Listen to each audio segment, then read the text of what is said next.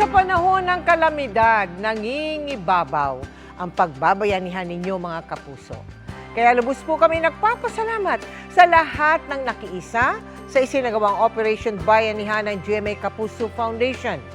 Dahil po sa inyong tiwala at suporta, nakapaghatid tayo ng tulong sa mahigit 95,000 individual.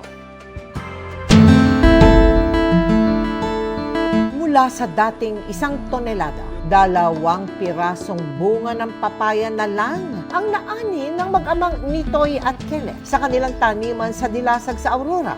Ang 500 puno kasi pinatumba ng bagyong Nika. Hindi na po namin pwedeng ibenta po yung mga bunga kasi marami na po siyang damage. Ang pamilya ni Salome sa Bato, Camarines Sur nagtayo na ng barong-barong sa gilid ng kalsada matapos padabain ng bagyong Christine ang kanilang bahay. Minsan hindi kami makatulog. Akala namin babanggain na kami ng sasakyan. Humingi po ako ng kunting tulong para makarecover din kami. Sa sunod-sunod na paghagupit ng bagyo sa bansa, tuloy-tuloy rin ang naging Operation Bayanihan ng GMA Kapuso Foundation. Sa Batanes, kung saan maraming bahay ang nawasak dahil sa bagyong Julian, 9,600 ang ating naabutan ng tulong. Sa pagtama ng bagyong Christine sa Batangas, Quezon Province, Bicol Region at Cagayan Valley, mahigit 40,000 na individual ang natulungan natin.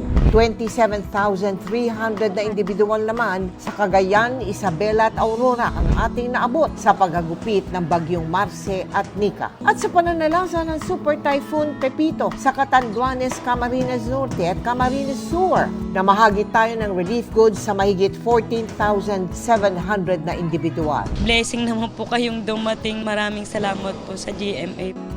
Taos-puso po kaming nagpapasalamat sa lahat ng aming sponsors, donors, partners at volunteers na buong pusong nakipagbayanihan.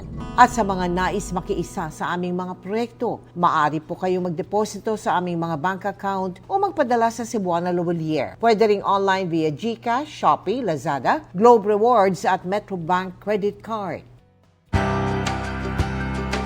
Hoy mga kapuso, pwede pa rin kayong humabol sa Noel Bazaar sa World Trade Center hanggang December 1. Bukod sa mga abot-kayang panregalo, pwede rin mapa sa inyo ang mga OOTD ko dito sa 24 oras. Sa Celebrity Ukay-Ukay booth ng GMA Kapuso Foundation. Ang lahat ng kikitain mapupunta sa mga projects ng GMA Kapuso Foundation. Ngayong Kapaskuhan, ating iparamdam ang tunay na diwa ng Pasko sa mga kapuso nating nangangailangan.